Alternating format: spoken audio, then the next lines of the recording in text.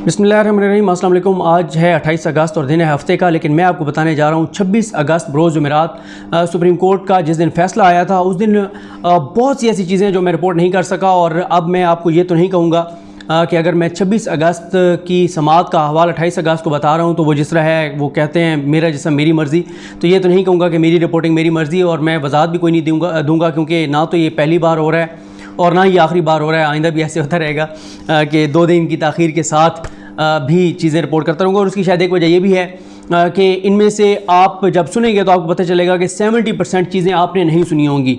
और एक और आखिरी वजह यह भी है कि अगर मैंने इतना ये राइटिंग पैड काला किया है जाके कोर्ट रूम में, तो वो जिस तरह से ख़तीब होते हैं, मौलवी हजरात होते हैं, जो वो तकरीर याद करते हैं तो फिर वो तकरीर सुनाते हैं, चाहे आगे बंदा एक बैठा हो या 10 बैठे हों, बंदों को नींद आ रही हो, जो मर्ज़ी हो रहा हो, फिर वो खिताब अपना पूरा सुनाते हैं। बहरहाल आप ज़रूरी नहीं है कि ये मेरी सारी बात सुने अगली जो मैं बताने जा रहा हूँ, लेकिन मैं आपको बताता हूँ। आप पहले जहांगीर जदून साहब ने क्या दलाइल दिए, क्या उन्होंने एतराफ़ किया, क्यों उनको एतराफ़ करना पड़ा। उसके बाद अगली 2 वीडियोज़ में मैं आपको बताऊँगा। एक तो जो 2 लाख वकला के लीडर ने जब दलाइल दिए तो 2 सहाफ़ी क्यों अश्कबार नजर आए, और अटॉर्नी जनरल पाकिस्तान को केस हारता देखने के उनके जो अरमान थे वो कैसे खाक में मिले, उन सारी चीज़ों पे भी बात करेंगे।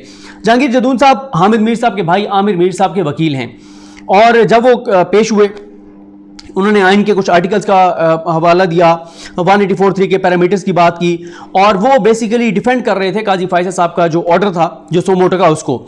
फिर उन्होंने जब वो बात कर रहे थे तो वो समझा नहीं पा रहे थे अपना पॉइंट कि वो कहना क्या चाह रहे हैं। और यही वजह है कि मैं ये चीज़ें इसलिए आपके सामने रख रहा हूं कि आप देख रहे हैं कि सोशल मीडिया पे कंपेन है जजेस के खिलाफ। उमरता बंदियाल साहब, एजाजुल एहसन साहब, मुनीब अख्तर साहब, काजी मोहम्मद अमीन साहब, जस्टिस मोहम्मद अली मजहर साहब, उनके खिलाफ कंपेन है। लेकिन ये चीज़ें आपको कोई नहीं बता रहा कि जो बड़े बड़े वकला पेश हुए थे, खासतौर पे अगली वीडियो बहुत इंपॉर्टेंट होगी जिसमें बताऊंगा 2 लाख वकला के लीडर ने जो वहां पे दलाइल दिए, उनकी बात नहीं बता रहे कि उन्होंने किस तरह से नालायकी के साथ दलाइल दिए, कोई पॉइंट स्टैब्लिश नहीं कर सके। जिन केसेस का हवाला अटॉर्नी जनरल पाकिस्तान ने दिया था उसके अलावा एक केस का हवाला नहीं दे सके, और बातें इनकी सुन लें, इल्ज़ाम इनके सुन लें, वो जजेस के ऊपर इल्ज़ामात लगा रहे हैं, ये चीज़ें नहीं बता रहे जो मैं आपको बताने जा रहा हूं। उसके बाद एक मौके पे जब उनको लगा जजेस को कि वो शायद ये कह रहे हैं कि ये जो बेंच तश्कील दिया गया 5 रुकनी, ये दिया ही नहीं जा सकता था, इनकी ये आईनी और कानूनी तौर पे ठीक तौर पे कानूनी और आईनी तौर पे तश्कील नहीं दी गई। तो उमरता बंदियाल साहब ने कहा कि मोहतरम आप कहना क्या चाह रहे हैं, आप ये कह रहे हैं कि बेंच आईनी और कानूनी तौर पे इसको तश्कील नहीं दिया गया। उन्होंने कहा नहीं सर, मैं ये नहीं कहना चाह रहा, मैं ये नहीं कहना चाहता। तो काजी मोहम्मद अमीन साहब ने कहा कि अगर आप ये भी कहना चाहते हैं तो आप कह सकते हैं, आप बिल्कुल जो भी आपका पॉइंट है वो आप बताएं हमें, आप एतराज कर सकते हैं, और आप कूल रहें, आप अपना पॉइंट बताएं, आप हाईएस्ट कोर्ट में खड़े हैं, और लेकिन यह है कि अपनी आवाज़ जो है वो ज़रूरत से ज़्यादा ऊंची ना रखें, और आप बताएं जो भी आपके पॉइंट्स हैं। जहांगीर जदून साहब ने कहा कि जी ये जो काजी फाइज ईसा साहब का ऑर्डर है ये सो मोटो नहीं है, ये एक दरखास्त थी जिसको एंटरटेन किया उन्होंने। इसके बाद मुनीब अख्तर साहब ने कहा कि ये बताएं कि आपने ऐसा क्यों किया कि आप दरखास्त लेके और एक चले गए, कोर्ट रूम में चले गए। उस वक्त सुप्रीम कोर्ट का ऑफिस खुला था और आपने ऑर्डर 25 का हवाला दिया है, उसके तहत आप डायरेक्ट क्यों कोर्ट रूम में चले गए। जहांगीर जदून साहब ने कहा शायद इसकी वजह यह है कि सिंध के एक सहाफ़ी की दरखास्त 2 साल से इस अदालत में पेंडिंग है, लेकिन वो नहीं लगाई जा रही। उस सिंध के सहाफ़ी के ऊपर 20 FIRs हैं। मुनीब अख्तर साहब ने कहा कि इल्जामात पर ना जाएं, आप प्रोसीजर और रूल्स पर बात करें। आप कह रहे हैं कि आपको मालूम नहीं है कि क्यों डायरेक्ट बेंच के सामने गए, चाहे वो कोई भी बेंच हो। तो आप ये बताएं कि आप डायरेक्ट क्यों गए। 3 बेंच उस वक्त चल रहे थे, हम ये नहीं कह रहे कि किस बेंच के सामने गए, किसी भी बेंच के सामने गए, लेकिन ये बताएं कि ऑफिस क्यों नहीं गए, रूल्स को फॉलो क्यों नहीं किया गया। प्लीज समझें हम आपसे क्या सवाल कर रहे हैं। काजी मोहम्मद अमीन साहब ने भी उनको कहा कि आप देखें आप हमारा हिस्सा हैं, यानी एज ए वकील, तो आप हमें असिस्ट करें, हम आपसे समझना चाह रहे हैं कि आपका पॉइंट क्या है। तो फिर उन्होंने एक पैराग्राफ कहा कि आप ये पैराग्राफ पढ़ें, तो पेपर बुक नहीं थी उनके पास, जहांगीर जदून साहब के पास। तो उनको कहा जहांगीर जदून साहब को, काजी मोहम्मद अमीन साहब ने, कि आप अटॉर्नी जनरल पाकिस्तान से पेपर बुक ले लें, जो कि उनके लेफ्ट साइड पे बैठे थे खालिद जावेद खान साहब। तो उनको कहा काजी मोहम्मद अमीन साहब ने कि you are a soldier without weapon. तो फिर उन्होंने कहा, कहते सॉरी जहांगीर जदून साहब, उन्होंने कहा नो प्रॉब्लम, आप ले लें अटॉर्नी जनरल पाकिस्तान से। उसके बाद अब आ जाए जनाब, बहुत इंपॉर्टेंट एक नुकता काजी मोहम्मद अमीन साहब ने जो है वो ऐसे समझे कि पकड़ा एक बहुत इंपॉर्टेंट नुकता उनकी दरखास्त है, साफियों की दरखास्त है, जो पिटीशन थी। उन्होंने कहा कि ज़रा आप आखिरी सफ़े पे जाएं। पहले कुछ और उन्होंने पैराग्राफ उनसे उन्होंने कहा कि पढ़ें, वो पढ़े उन्होंने, उनमें से भी कुछ चीज़ें थी जो कि नज़र आ रही थी कि ये चीज़ें कैसे हुई। फिर उन्होंने कहा आखिरी सफ़े पे जाएं। उन्होंने कहा काजी मोहम्मद अमीन साहब ने कि इमरान शफकत साहब हैं कोई, उनके दस्तखत देखें।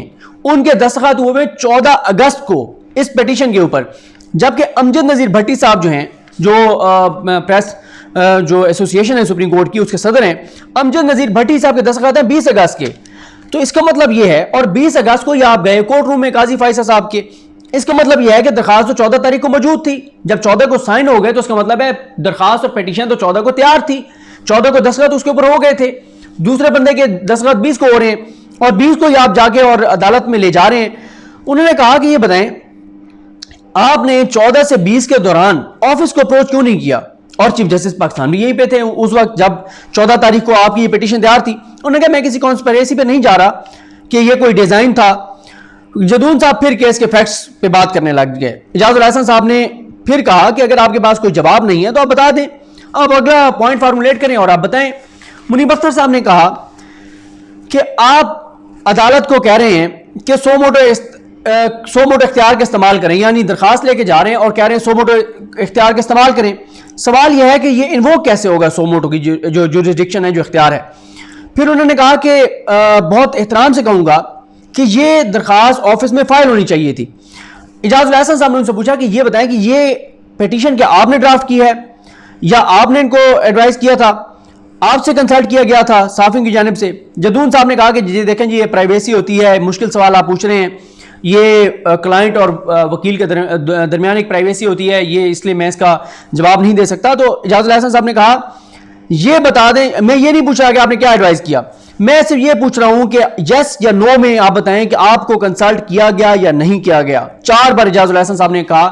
वो कहते थे ये मैं बताता हूं, उन्होंने कहा नहीं, डायरेक्ट आप बताएं, डायरेक्ट बताएं यस या नो।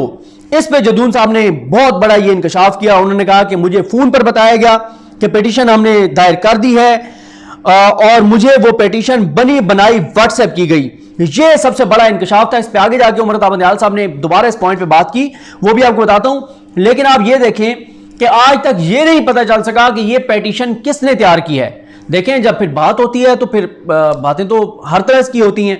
आप देखें ना, बात यह है कि एक तरफ बहुत से लोग जो है वो उमर ताबंदयाल साहब और जो जजेस हैं इनके ऊपर इल्जाम लगा रहे हैं, दूसरी तरफ जिस तरह से ये हुआ और सबको नजर आ रहा है कि ये जिस तरह से ये दरखास्त हुई उसके ऊपर सवालात उठ रहे हैं। फिर एक और चीज, मैंने जब वो पिटीशन एक हमारे बहुत ही सीनियर साफी हैं उनसे डिस्कस की तो उन्होंने कहा, और काजी फैसल साहब को ऑर्डर आया, उन्होंने कहा कि ऑर्डर की लैंग्वेज और पिटीशन की लैंग्वेज देख के लगता है कि एक ही बंदे की लिखी गई है। अब देखिए फिर बातें तो होती हैं। अब यह भी हो सकता है कि जिस माहिर वकील ने लिखी हो वो काजी साहब के फैसले बड़े बारीक बिनी से पढ़ता हो, तो उसकी वो काजी साहब की तरह की उसने कि यार जज साहब क्योंकि इस तरह की चीज़ें खुद भी लिखते हैं, इस तरह की दरखास्त होगी तो उससे वो शायद मुतासर होंगे और वो एक्सेप्ट कर लेंगे। तो फिर ये तो फिर चीज़ें होती हैं। फिर जनाब उन्होंने कहा कि उमर ताबंदयाल साहब ने कहा कि इसमें प्रोसीजर जो है वो कानूनी नहीं हुआ। फिर उसके बाद मुनीब अख्तर साहब ने कहा कि अगर आपकी बात में वजन भी है, आपकी बात में वजन भी हो तो सो मोटो की दरखास्त है, इसको इन्वोक करने का तरीकाकार आप बता दें कि सो मोटो के जो इख्तियारात हैं उनको शुरू करने का क्या तरीका था। मुनीब अख्तर साहब ने कहा कि अगर आप कहते हैं कि फलां फलां वजह से हम डायरेक्ट चले गए कोर्ट रूम में, क्योंकि वो ये कह रहे थे क्योंकि ये दरखास्तें लगती नहीं है सुप्रीम कोर्ट में, दुरुस्त या गलत हम आपकी बात मान भी लें तो आप अब ये एतराफ़ कर रहे हैं कि सो मोटो, अब आप कह रहे हैं कि ये दरखास्त थी, कभी आप कहते हैं सो मोटो था। तो आप किसी एक बात पर रहना, या कहें कि ये हमारी दरखास्त थी, अगर दरखास्त थी तो ये आपको जाके ऑफिस में जमा करानी चाहिए थी और ये फिर रजिस्ट्रार से होती हुई आनी थी और फिर किसी बेंच में लगनी थी। और अगर कहते हैं आप सो मोटो तो फिर आप कानून, रूल्स, कवायद व ज़वाबित, सुप्रीम कोर्ट की जो रवायात, जो वो एक 2005 के लेटर, उसके मुताबिक आप बता दें कि तरीकाकार क्या होना चाहिए था इसको इन्वोक करने का।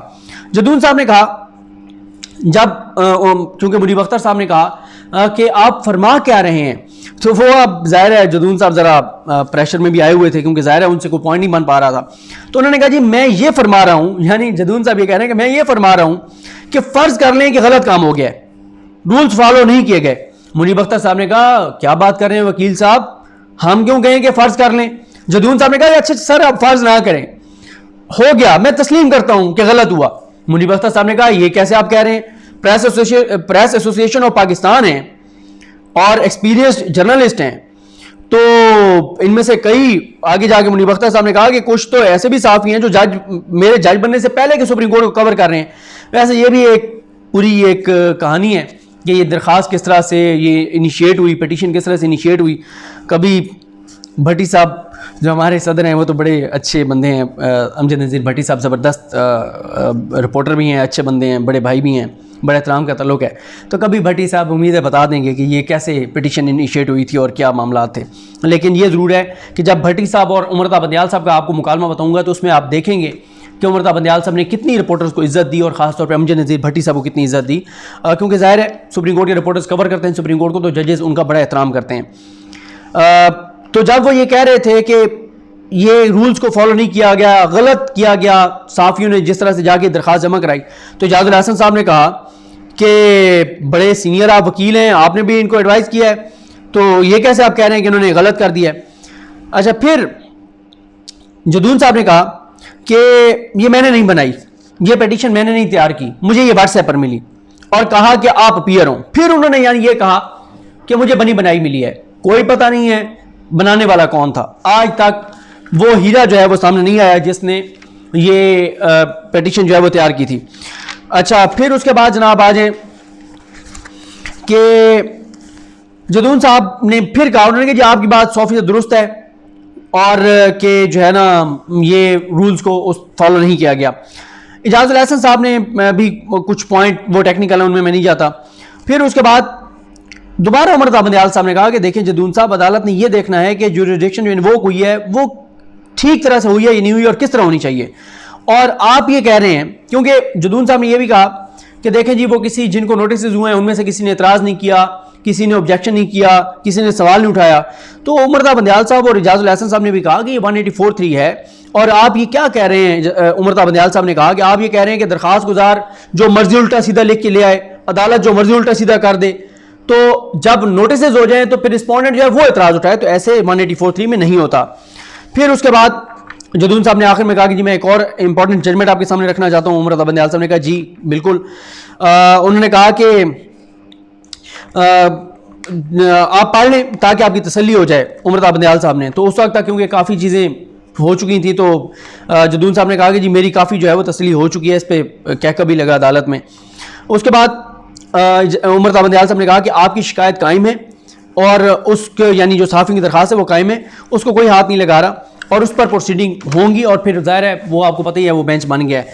तो ये मैंने आपके सामने रखा कि ना जहांगीर जदून साहब कोई फैसलों के हवाले दे सके, ना ही वो काजी फाइज ईसा साहब के जिस तरह से उन्होंने सो मोटो लिया उसको डिफेंड कर सके कि उन्होंने बिल्कुल सही सो मोटो लिया। यहाँ तक कि जो आमिर मीर साहब के वकील हैं वो अदालत के सामने ये बरमला एतराफ़ कर रहे हैं कि कानून को फॉलो नहीं किया गया, रूल्स को फॉलो नहीं किया गया, और मुतज़ाद बातें कर रहे हैं, जजेस के सवालों का जवाब नहीं दे रहे, कोई पॉइंट इस्टेब्लिश नहीं कर सके, और इल्ज़ाम जजेस के ऊपर है कि उन्होंने पता नहीं को बहुत गलत फैसला कर दिया है। तो जब आपके पास उस एक गलत इक़दाम को डिफेंड करने का के कोई दलील नहीं है, कोई कानून नहीं है, और पहले से ये चीज़ इस्टेब्लिश्ड है कि चीफ जस्टिस पाकिस्तान ही 184(3) को इन्वोक करेंगे, तो फिर आप कैसे अब आप कह रहे हैं कि जी ये 5 रुकनी बेंच ने गलत फैसला दे दिया है। तो इसके साथ ही जो अगली वीडियो रिकॉर्ड कर रहा हूँ वो जनाब मैं कर रहा हूँ 2 लाख वकला के लीडर के दलाइल के हवाले से, और उसमें आपके साथ मुलाकात होती है और बात होती है। मुझे अपनी दुआ में याद रखें। अलकरीम हम सबका हमें नासरो। अल्लाह हाफ़िज़।